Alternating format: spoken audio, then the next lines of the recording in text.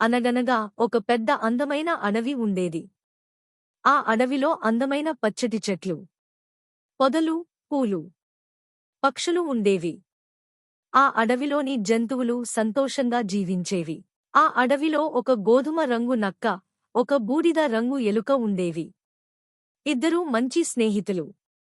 ఎప్పుడూ కలిసే తిరుగుతూ సంతోషంగా ఉండేవారు. ఒకరికి ఒకరు సహాయం చేసేవారు. వాళ్ళు ప్రతిరోజూ కలసి ఆడుకుంటూ గడిపేవారు. చెట్ల కింద కూర్చుని కబుర్లు చెప్పేవారు.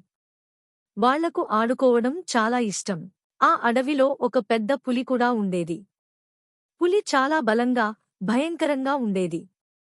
ఒకరోజు అది పెద్దగా గర్జించింది. ఆ శబ్దం విని నక్క, ఎలుక కాస్త భయపడ్డారు. ఎలుక కంగారుగా ఇలా చెప్పింది. నక్కా, పులి తిరుగుతోందట. మన ప్రాంతంలోకి వచ్చిందని వినిపిస్తోంది. ఇప్పుడు మనం ఏం చేద్దాం? అది చాలా బలంగా ఉంటుంది. ఎలుకా, భయపడకు. అది చిన్నగా చెవిలో చెప్పింది. ఎలుక ఆశ్చర్యంగా అంగీకరించింది. నక్క తన పాదముద్రలను ఒక దారిలో వేసింది.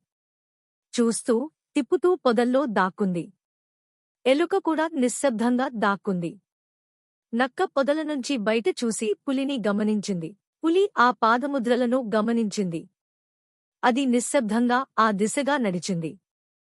చాలా దూరం వెళ్ళింది. అడవి లోతుగా మారింది.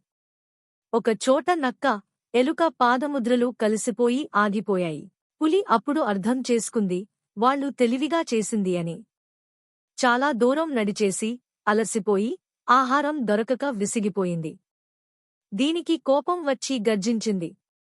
తర్వాత అక్కడి నుండి వెళ్ళిపోయి మరో ప్రాంతానికి వెళ్ళింది. నక్క, ఎలుక బయటకు వచ్చారు. వాళ్ళు సంతోషంగా నవ్వుకున్నారు. ఇద్దరూ స్నేహంగా, సురక్షితంగా జీవించారు.